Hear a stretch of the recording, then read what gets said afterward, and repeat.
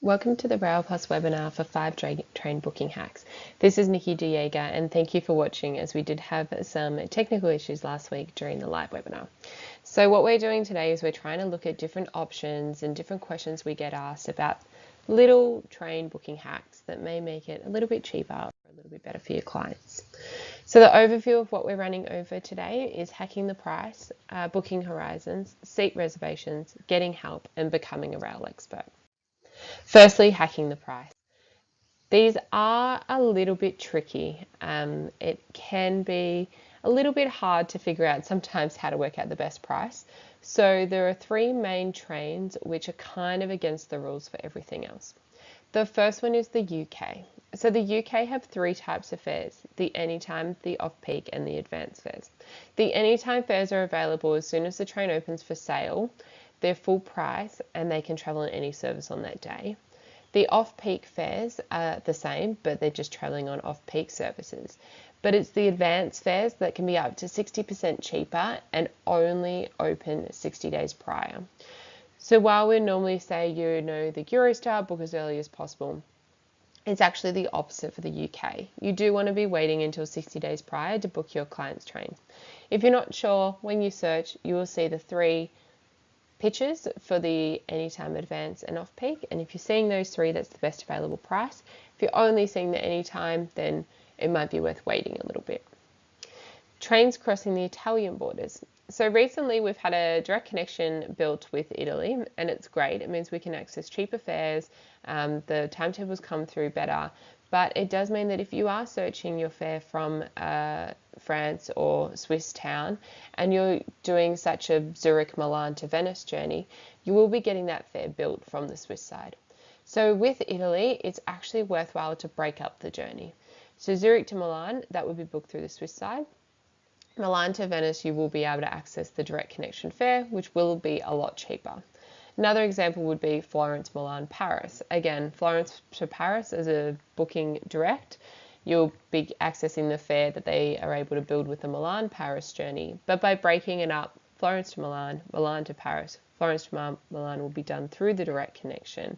Milan to Paris will be the cheapest fare available for that route. So Italy, worth breaking it up. This obviously is a lot easier now that we do have our multi-city search. So all you need to do is click on that multi-city, break it up, and then you'll be able to get the cheapest price. Now to confuse it even more, the Spar price in Germany is actually the opposite. So Spar price, they're actually cheaper to keep it in one search as a through fare. So Spar price will display for something like Amsterdam to Munich or Berlin to Salzburg. Just keep an eye out for those Spar price services. Seat res are included in this price and they're free, so your ticket and reservation cost will be the same as the ticket cost, and that's just the deal with the Spar price. So just to recap, UK, wait 60 days. Italy, break it up. Germany, keep it together. Our next hack is, or part 2 of the same price hack, is traveling between Switzerland and France. So often we do get people asking about the high cost between Switzerland and France for confirming seat res or traveling on the Lyria services. They are a premium service and their cost is a lot higher. What we often recommend is use a French town close to the border, book a domestic service, and then get a regional train across the border. So traveling into Basel, this is into Mulhouse. So instead of paying the $120 seat reservation from Paris to Basel, clients can pay $18 to Mulhouse and then get on a regional train to Basel, and it only takes an extra 15 minutes. The option for heading onto the south side of Switzerland and France is obviously Genève. So domestic service to Lyon, regional train over to Genève. Now there will of course be clients that don't like changes and are happy to pay for the higher seat res, but just keep in mind that it is an option there if your clients don't like that high cost of the seat reservation. Round trip fares in the Eurostar and the UK are possible. So we have weekend away fares, we have Monday to Friday return fares. So they are a little bit cheaper, but unfortunately, due to the multi-city search now, won't come through the website. So if you ever are doing a Eurostar or a UK return fare, it's probably worth just giving the guys in the office a call or sending them an email just to check to see if the return fare is going to be cheaper than two one-ways. The other thing is combining passes and point-to-point tickets. So even though your clients may have 8 days of travel, if 2 of those days are shorter journeys, then it may actually be cheaper for your clients to drop down to a 6-day pass and then get 2 days separate. And those 2 days may be shorter journeys, they may be regional trains, they might still be open tickets where they're flexible, but just keep in mind you do have the option to combine both passes and tickets on a journey. So checking what the average cost for the pass is what I suggest to be the easiest way. So once you know your average cost per day, the journeys in the multi-city search that are under that, you can do separately and reduce the days. And then the journeys obviously that are over that, keep them on the pass. Sometimes people ask me if it is possible to do combination of pass and ticket, and it definitely is. They would just obviously need to show the right thing on the right day. So if they're sitting on the Florence to Pisa service and they show their pass, unfortunately they will mark their pass. Just make sure they show their open ticket and then they'll mark their open ticket. So booking horizons is the next hack. It's also probably something we do get a lot of questions about. So why are there booking horizons? So the booking horizons, what we refer to as how many days in advance the trains opens. So firstly, the main question we get is why is it so close to the departure date? Firstly, obviously it is the European system, so they do pick their own booking horizons. And the reason they do it so close is that 92% of the tickets sold are still to local travellers. The average ticket is purchased 1 month prior.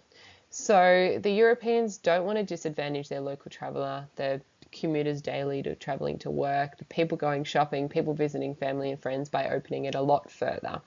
However, you can let your clients know that it is a global rule. It's not just us sitting in Australia. It's not just Rail Plus.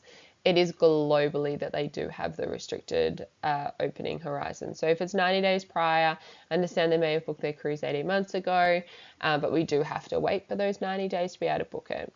And if you do have those fares that are traveling that are not instant purchase, you can always, of course, get our guys to load it into the booking and then we'll confirm it once it comes into date range and you don't need to stress about it so much.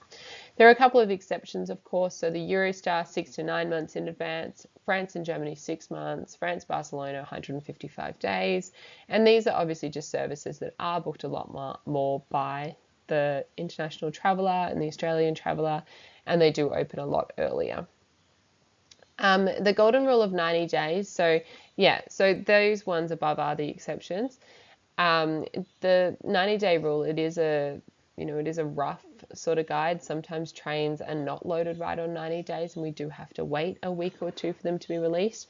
Around timetable changeover, that always creates a little bit of an issue. But again, if you're not sure and if you're stressing about waiting for it, you can always get our guys to load it into the booking. And on the Rail Plus homepage, we do have a graph which says how far in advance can I book, and that'll give you all the countries and the journeys and how many days in advance they open for sale. So Italy has extended to 180 days. So for the Trenitalia services through the direct connection, we will be able to book them 6 months in advance. We are, of course, a little bit limited. Again, 75% of services in Italy are through this way. We still have the regional trains and the 3-digit trains that we may have to wait a little bit longer for, but you will be able to book your Italian fares up to 6 months out. So timetable changes. So every summer and winter there is a timetable changeover. While timetables may not even change, they may come out exactly the same, they may be 5 minutes different, we do have to wait for the carriers to reload the prices into our system. So what that means is that even though you're looking at the booking and it says on the website that it's open, you put a booking through, you send it through to us, we tell you it's not available yet. That's just when we go to book it, there's an error on our end, and we know that that error means that the timetable is sort of out, but the not actually open for sale yet. So with that ones, we just keep them on queue and then we keep on checking and we confirm when they roll into date range. Often at this time of the year, we'll have maybe 20 bookings waiting for the same train. So once one opens, then the guys just go through and they can reconfirm all the different bookings with all those train numbers on them. So if you do have, any unavailable, just let the guys know. They can put it into the booking and it saves you a lot of hassle. Blaze is also working on a detailed guide. And of course, Blaze is normally with me on the webinar, but he isn't here today. So Blaze is our marketing coordinator, and he's currently working on a detailed guide to put together to give you all that info. So our next one is seat reservations.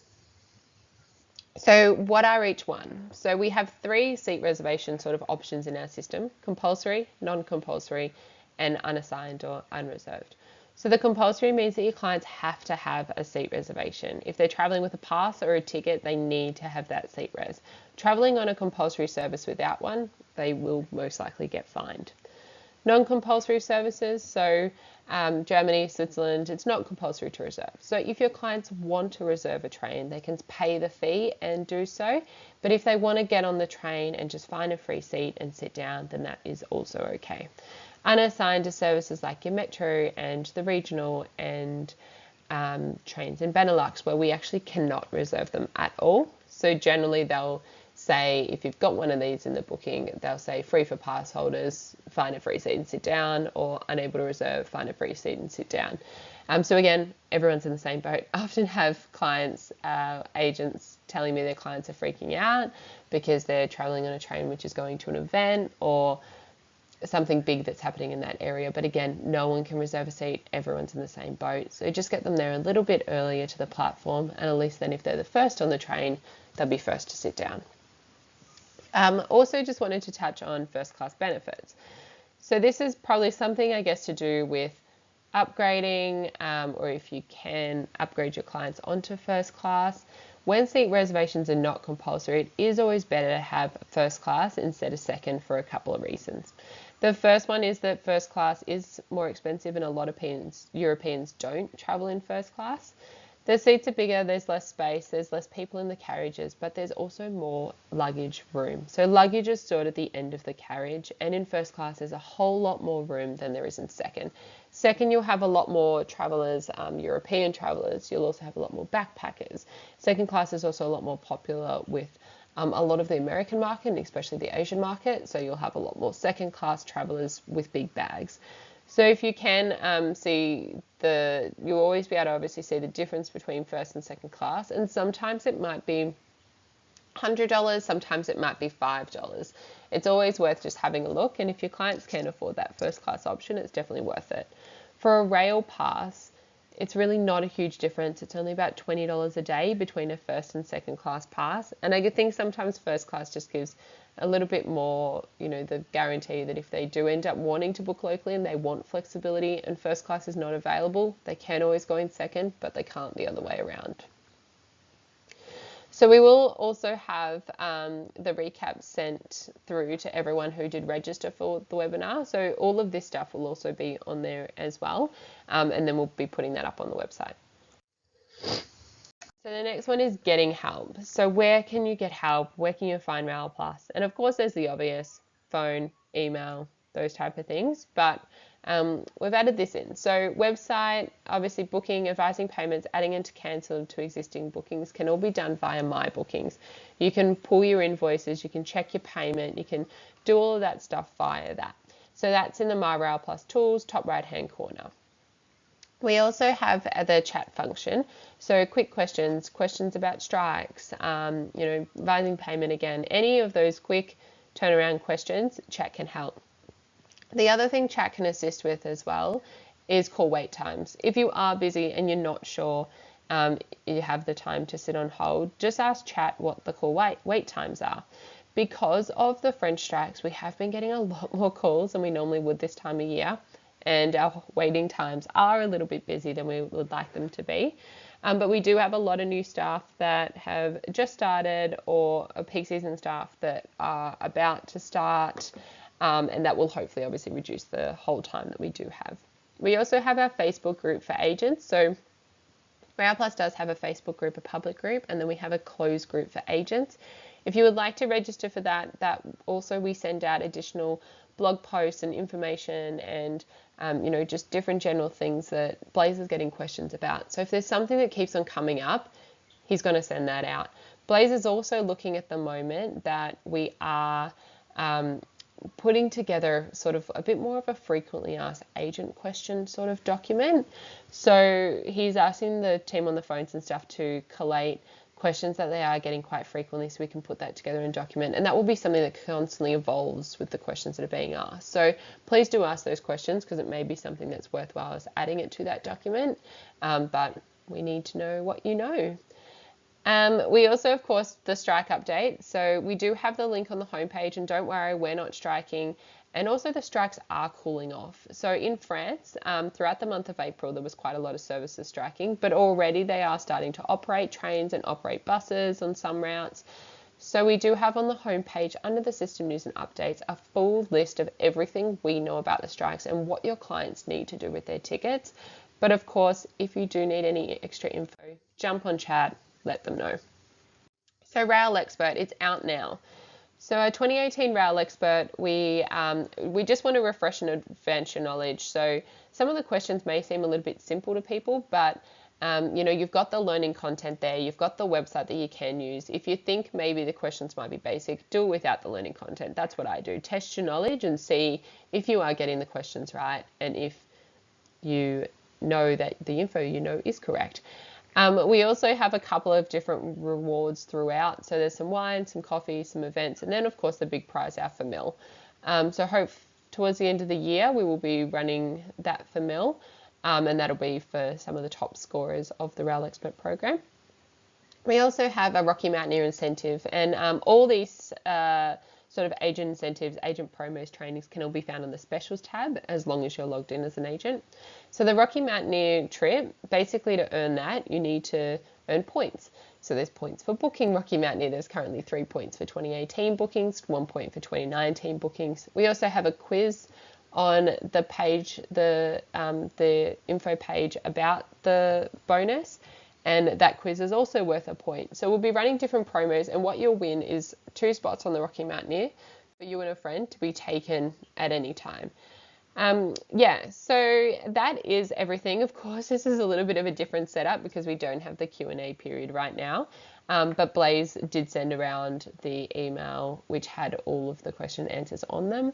If you do have any follow-up questions to this, of course, please let us know. If you have your own hack, we would love to know it. We can always put it on the Facebook group so everyone else can enjoy it as well. And again, thank you so much for listening. Thank you to everyone who did listen in on Friday. Sorry about the issues that we did have. And we will see you next month for our next webinar.